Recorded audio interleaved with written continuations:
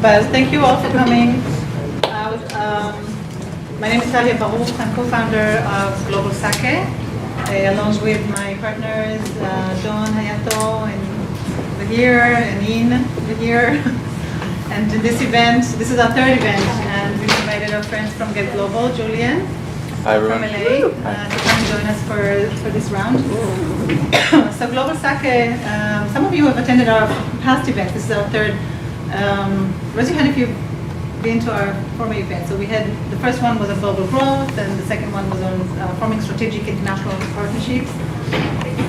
And GlobalSaké, we are a collective, we're a non-profit organization creating a collective community for cross-border, cross-culture professionals, leads, so we can all learn from each other. And our goal is to, our mission is to make products make sense in international markets to allow for global growth.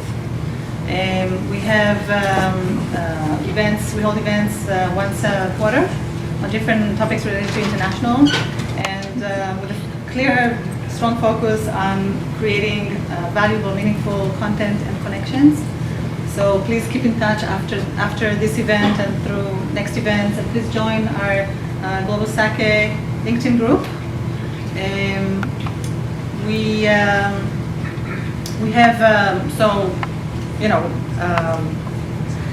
the tech on our tech talks. We always bring cross-functional industry experts so that we can actually handle each topic from a broad spectrum of respective perspectives.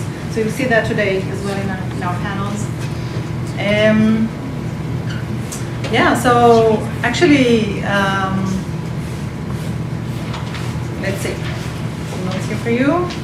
So just to kind of gauge the room, how many of you are actually building multilingual applied machine learning or building international AI capabilities for consumers? Okay.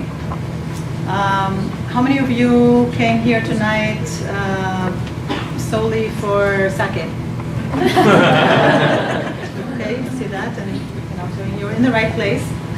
How many of you, like myself, are fascinated by AI, but also a little bit scared about the day when we would not be able to shut computers off? All right.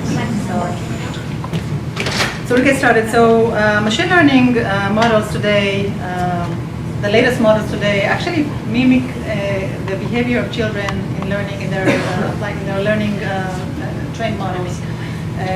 How children react, explore their environment, how they analyze, to make sense what's going around themselves, and specifically, really learning over time by trial and error. But the main problem, the main issue with building AI for international is that there is very low equity, low volumes of non-English standardized data sets for labeling, right? So we see that often, and in general, just lower volumes of non-English digital content that is shared, right? So that's the highest problem that we see, and really companies tackle that. Although natural language processing has expanded, dramatically. Still, we're facing the Babel Tower phenomenon, right, where language barrier is always in the way. So tonight you'll be hearing from the different experts about ways to tackle that. And in 2016, in November, actually, Google built their neural network for their machine translation. It's a system, it's into the translation tool, but it's still very, very far away yet from being perfect. And so machine learning tools are great for fixed rules and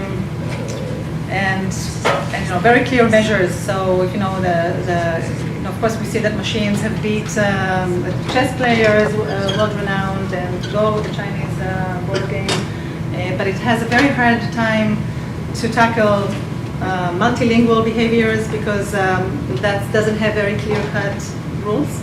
And of course, in conversation, that can go into many very different directions. So these are, kind of glimpse of a lot of the challenges that we'll be facing. Another interesting phenomenon is that the 2018 Tech Trend report talks about that by 2021, more than half of computers in developed countries will operate on voice, which introduces a whole new era of challenge for multilingual. So with that, we're going to start our talks with the fantastic Luis from heading content at Udacity. How many of you have dealt with, know of deep learning methodologies? Okay, great. So we will start with you to take us through that lane and hopefully back safely from there.